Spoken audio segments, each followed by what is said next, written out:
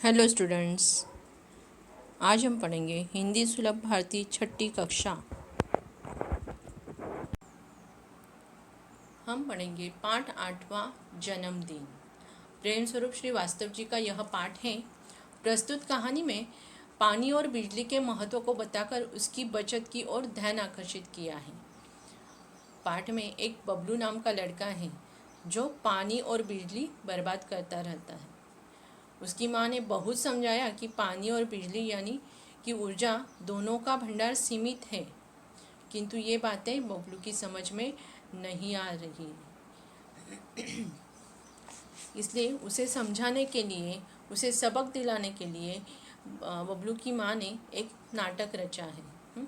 किस प्रकार समझाया है इस पाठ में, तो चलो हम पढ़ते हैं। जन्मदिन, सभी ने ध्यान से सुनना है।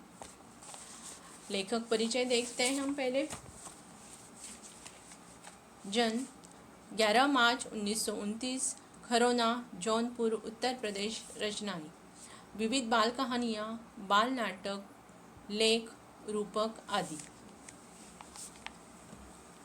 परिचय, आप पिछले 6 दशकों से साहित्य सृजन से संलग्न हैं।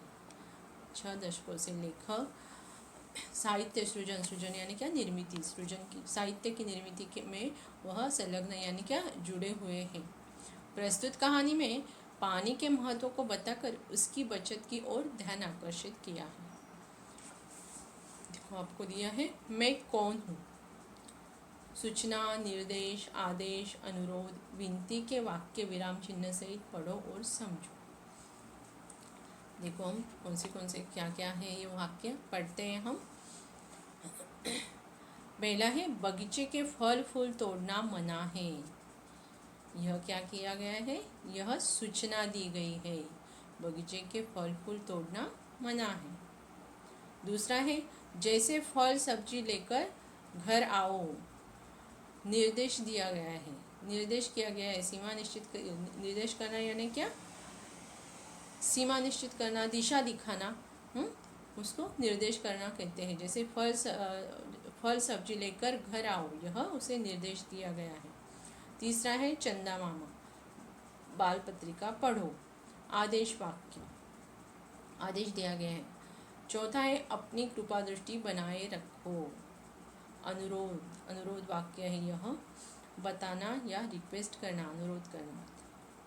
पांचवा, बच्चों ने कहा कृपया हमें अंतरिक्ष के बारे में बताएं। यह विनती की गई है, विनती वाक्य है। यह सब हम व्याकरण में देखेंगे। अब हम पाठ को शुरुआत करते हैं। गर्मी पड़ने लगी थी।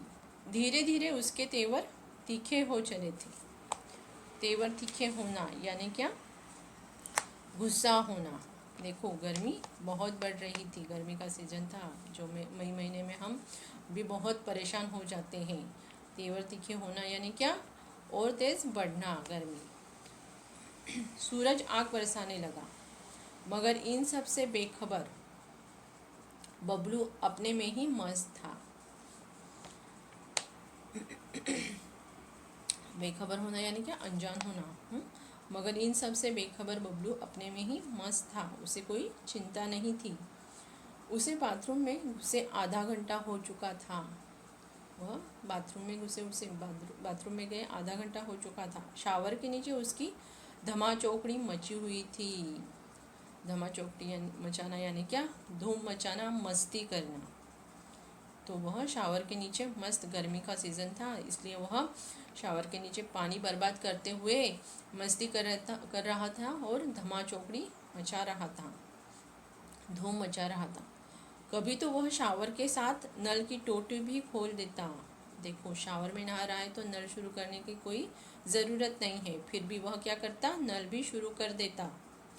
अंत में माँ को ही चिल्लाना पड़ा। माँ चिल्लाई है, डांटा है माँ ने। बबलू, क्यों इस तरह पानी बर्बाद कर रहे हो। बर्बाद करना, नाश करना। बबलू, क्यों इस तरह पानी बर्बाद कर रहे हो, माँ पूछ रही है उसे। माँ, मैं ऐसा कुछ भी नहीं कर रहा हूँ। देखो करने के बाद भी बबलू क्या कह रहा है, मैं ऐसा कुछ भी नहीं कर रहा हूँ। मैं तो बस नहा रहा हूँ। इस गर्मी में मेरा मन तो करता है कि घंटों नहाता रहूँ। बबलू बोला। उसका मन कर रहा है कि मैं घंटों तक नहाता रहूँ, गर्मी का सीज़न है, ठंडे पानी से मस्त नहाता रहूँ। बबलू की इस आदत से उसके माता पिता दोनों परेशान थे। बहुत परेशान हो चुके थे उसकी यह आदत से। वह मंजन करते समय देर तक पानी बहाता। देखो, ब्रश करने जाता जब, तब भी वह क्या करता था, नल शुरू रखता। स्कूल में भी उसे अपनी इसी आदत के कारण डांट खानी पड़ती। वह वहाँ के नल की टोटी भी अक्सर खुली छोड़ देता। देखो कितनी बुरी आदतें हैं बबलू की। यह सभी मात्राएं, यह बिजली हो, पानी हो, इसका महत्व जानना चाहिए। इसे सीमित मात्रा में ही हमें उपयोग करना है, ना कि बर्बाद करना है। लेकिन बबलू को बहुत बुरी आदतें लग गई है। उसे इनका महत्व समझ ही नहीं आया है अभी तक। देखते हैं आगे। एक पानी की ही बात नहीं थी, बिजली के साथ भी यही होता। देखो, सिर्फ पानी की बर्बादी नहीं करता वह, पानी का ही नाश नहीं करता वह, बिजली के साथ भी वही करता था। वह कमरे में न हो तब भी पंखा खुला रहता, तो कभी कूलर बंद करना भूल जाता। देखो कितनी बुरी आदतें हैं, कमरे में नहीं है फिर भी वह पंखा खुला रख देता, कभी कभी कूलर बंद करना भी भूल जाता। यह चीज़ें भी बहुत बिजली लेती है ना, तो ऐसी बातों से वह बिजली का नाश करता है, बर्बाद करता है बिजली को। कभी वह पढ़ते पढ़ते सो जाता, तब भी बल्ब जलता रहता। देखो, बल्ब शुरू रख के ही, लाइट शुरू रख के ही वह सो जाता है, माँ को ही बुझाना पड़ता। पानी हो या बिजली, यानी कि ऊर्जा, दोनों का भंडार सीमित है। दोनों का भंडार यानी क्या, गोदान, यह क्या है, सीमित है। बहुत ज़्यादा मात्रा में नहीं है, यह मात्राएं बहुत सीमित है, कम है। सीमित होना यानी क्या, कम होना, थोड़ा होना। दुनिया के सभी लोग ऐसा करने लगे तो क्या होगा? नहाना वहाना तो दूर, लोग एक घुट पानी के लिए तरसेंगे। सही बात है। देखो, सच बात है। बबलू जैसे सभी ऐसा करने लगे तो कैसे होगा? सभी एक एक घुट पानी के लिए तरसने लगेंगे, ऐसे पानी की बर्बादी करेंगे तो सच में हमें पानी के लिए तरसना पड़ेगा। देखो, प्रदूषण बढ़ जाने से बारिश समय पर नहीं आती है, इसलिए इनकी मात्राएं बहुत सीमित हो गई है और इसका हमें महत्व समय पर जानना ही चाहिए। आगे देखते हैं हम। लेकिन यह बात बबलू की समझ में बिल्कुल ना आती। माँ और पापा दोनों ही उसमें सुधार लाना चाहते थे, पर उन्हें कोई उपाय नहीं सूझ रहा था।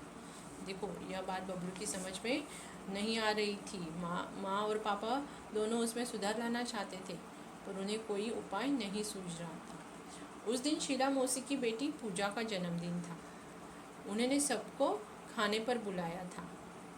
शाम को सब उनके वहाँ पहुँच गए, पर बबलू को वहाँ पसरा सन्नाटा देख बड़ा आश्चर्य हुआ। देखो, बर्थडे है, प्रोग्राम रखा है, फिर तो वहाँ पे आवाज़ आती है, लेकिन वहाँ पे सन्नाटा था। सन्नाटा यानी क्या, गहन शांति, शांति होना। तो वह देखकर बबलू को बहुत आश्चर्य हुआ। मेज पर भोजन लगा हुआ था, गुब्बारे और रंगीन झालर भी सजे हुए थे, पर कमरे में बिजली की रोशनी नहीं थी। देखो, आपको चित्र में दिख रहा है, गुब्बारे लगे हुए हैं, रंगीन झालर यानी पताका भी लगे हुए हैं, बस सजाया हुआ है कमरा, बर्थडे है इसलिए। लेकिन वहाँ पे क्या था, पर कमरे में बिजली की रोशनी नहीं थी। कूलर और पंखा भी नहीं चल रहे थे। केवल एक बत्तियों का धीमा प्रकाश फैला हुआ था। केवल एक मोमबत्तियों का धीमा प्रकाश फैला हुआ था वहाँ पे। लाइट नहीं थी और पंखे भी नहीं चल रहे थे। सब गर्मी से परेशान नजर आ रहे थे। शीला मौसी ने बताया, गर्मी बढ़ जाने से बाहर तमाम जगहों पर बिजली का भार बढ़ गया है। देखो, तमाम यानी क्या, सभी जगह पर, बहुत सारी जगह पर, सभी जगह पर बिजली का भार बढ़ जाने से, बिजली का भार बढ़ गया है गर्मी बढ़ जाने से। तो इसलिए कंपनी ने अपने यहाँ भी आज से कटौती शुरू कर दी है। कटौती करना यानी क्या? काटना, बिजली काटना। जो इलेक्ट्रिसिटी बोर्ड है हमारा, उसने क्या किया है, बिजली का भार बढ़ जाने से गर्मी में सभी एसी चलाते हैं, कूलर चलाते हैं, पंखे चलाते हैं, इसकी वजह से उस कंपनी पर भार बढ़ गया है, बिजली का भार बहुत बढ़ गया है, इसलिए उन्होंने कटौती शुरू कर दी है।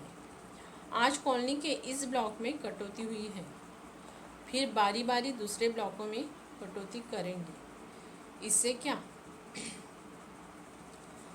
हम पूजा का जन्मदिन तो हंसी खुशी से मनाएंगे ही। कटने दो, बिजली काट रहे तो क्या हुआ, हम तो पूजा का बर्थडे मनाएंगे ही खुशी से। फिर पूजा की माँ ने आरती उतारी और मिठाइयाँ बांटी। हैप्पी बर्थडे के बोल सभी के मुंह से निकल पड़े। धमा चौकड़ी के बीच बच्चों ने गुब्बारे फोड़े। देखो, धूम मचा रहे थे, मस्ती कर रहे थे बच्चे, और उन्होंने गुब्बारे भी फोड़े हैं। सभी गुब्बारे और टॉफियाँ पर टूट पड़े। कुछ देर के लिए सब गर्मी की परेशानी भूल गए। देखो, मस्ती कर रहे थे, धमा चौकड़ी मचा रहे थे, धूम मचा रहे थे, मस्ती कर रहे थे, उसमें वह भूल गए कि गर्मी हो रही है, लाइट नहीं है, पंखे चल रहे हैं, यह सब बातें वह भूल गए। कुछ देर बाद शीला मौसी बोली, अच्छा बच्चों, अब धमा चौकड़ी बंद करो, मस्ती करना बंद करो, सबका खाना लग गया है, आओ जल्दी करो। सब खाने की मेज पर पहुंच गए। इस बीच बबलू को बहुत ज़ोरों से प्यास लग गई, मगर शायद पानी न होने से सभी के गिलास आधे ही भरे हुए थे। देखो, पानी को कम मात्रा में उपयोग करना चाहिए, इसलिए उनके जितना लगे हमें उतना ही पीना चाहिए या उतना ही लेना चाहिए, इसके लिए उनके गिलास आधे ही भरे हुए थे। बबलू एक घूंट में ही सारा पानी गटक गया, पर इससे उसकी प्यास नहीं बुझी। फिर भी वह खाने में जुट गया। जुट जाना यानी क्या? लगे रहना, काम में लगे रहना, जुटा रहना यानी क्या? फिर भी वह खाने में लगा रहा। 2-4 कौर भीतर जाते ही उसकी प्यास और भड़क उठी। देखो, 2-4 निवाले उसने खाए ही थे कि उसकी प्यास और बढ़ गई। भड़क उठना और भड़क जाना यानी क्या? और तेज़ होना, तो उसकी प्यास और बढ़ गई। वह प्यास से बेचैन हो उठा, बेचैन हो गया उसे। गर्मी अलग परेशान कर रही थी। वह पानी पानी चिल्लाने लगा। देखो, गर्मी लग रही है और उसमें प्यास लगी है तो बहुत ही परेशानी हो जाती है हमें, तो वैसी ही परेशानी बबलू को यहाँ पे हो रही है। वह पानी पानी चिल्लाने लगा, लेकिन पानी का जग खाली पड़ा था। देखो, बहुत पानी बर्बाद कर लिया उसने, लेकिन अभी वह उसे पानी की कीमत समझ में आ रही है, उसे समझ में आ रहा है, लेकिन पानी का जग देखा तो खाली पड़ा हुआ था। आज हम यहीं तक देखेंगे पाठ, आगे का पाठ हम अगले लेसन में देखेंगे। धन्यवाद।